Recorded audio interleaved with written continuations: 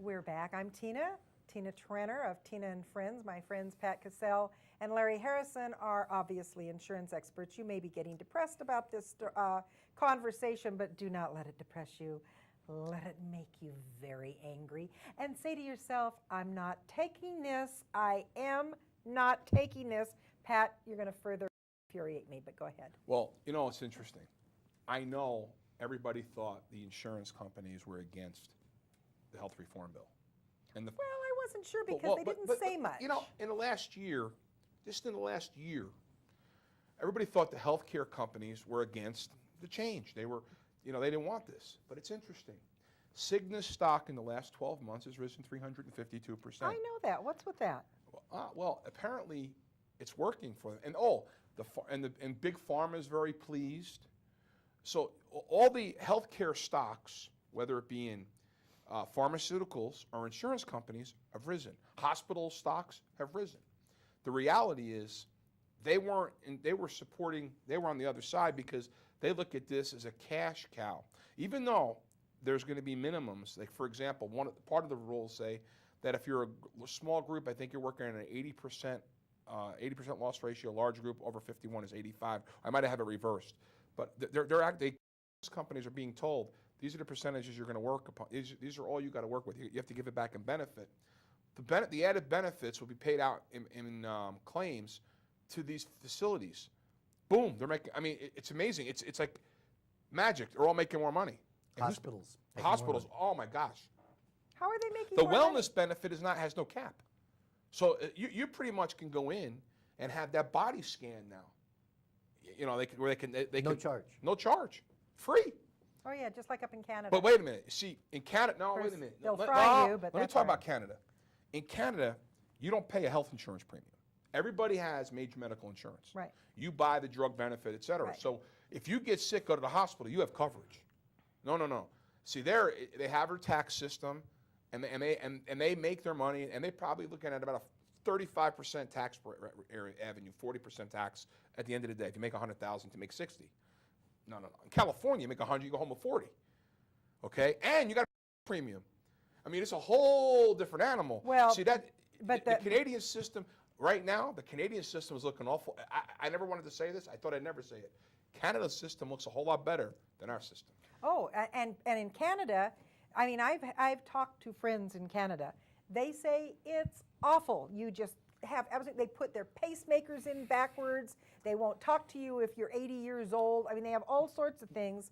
It's terrible. So they come here. Well, what's happening is the people in the Canadian system is gravitating more to look like what the North American system has looked like. Okay? Oh, God. And we are gravitating to look more like what they've looked like. Right. But you know, Pat, it's kind of interesting. I think a lot of the viewers don't really understand what the role of a broker is. You know, here you are talking about insurance companies, and most of the folks probably assume that you and I work for insurance companies. So let's just talk about for just a moment. Wait a minute, don't we make big, huge commissions? You're right. Multimillionaires. Well, yeah, Obama's really coming after you. the role of the broker is we work for you.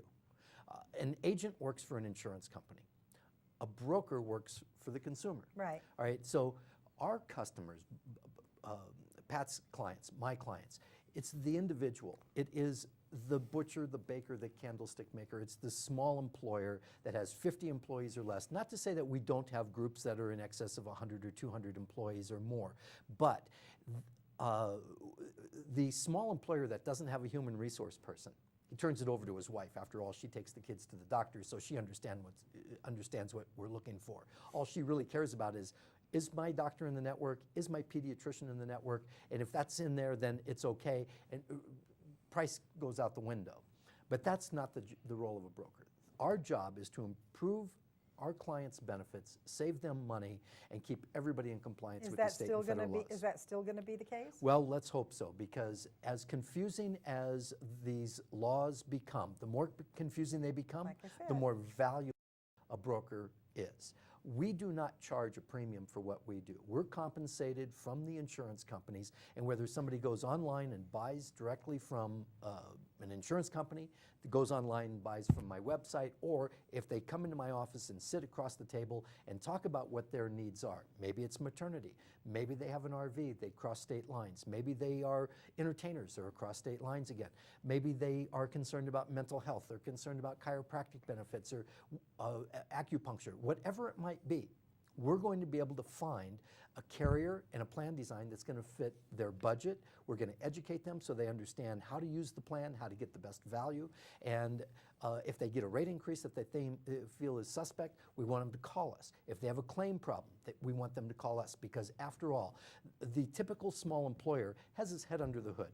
He's got employee problems, he's got back orders, he's got issues that he's dealing with, and he doesn't have time to keep up with all of these legislative issues. And here Pat and I are doing this not only as our living, but it's a hobby for us. I mean, we're passionate about it, and as are so many of the other professionals that are in this industry. But you know, we'll go a step further, and I'm going to tout this. Every 2 weeks, Larry, myself, and about 7 or 8 other professionals, we're competitors, but we're peers. Right, right. Co-opetition. Yeah, right. It's cooperative. Right. What we do is we sit around every 2 weeks figuring out ways to figure out how the laws are going to work and how it's going to better serve our clients.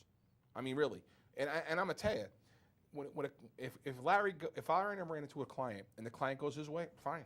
The client's going to win. Right. The clients always win with the right agent. The one thing that I look at in this bill is you're going to see a whole lot of insurance agents leave the industry. But like then the real the same estate. thing, Pat. We've seen a lot of realtors, mortgage Right, brokers, same thing. car salesmen jumping into this because they feel like, oh, well, Free money, right, easy money. right. Mm-hmm. And now, those are the ones that are hurting people. and that's the problem. I mean, his agency if you have a claims issue, you pick up the phone, we fix it. It's like the answer you get, but it's the right answer. The way things are going to go here with the way this bill is, you better make sure that your agent understands it, took the time to read it, and make sure he or she can explain it to you, because if they can't, you're making a big mistake. Go to the NAHU website, make sure your agent is part of the association, because if he's not, or she's not, you're definitely going to be guided down the wrong path. We're coming up on a break, but here's my idea. We take every single law, all the law books, everything. We throw them all in a big pile, and we have a big fat fire. Barbecue. And we start over, because we are so messed up. I don't know how we recover. We'll be back in a minute.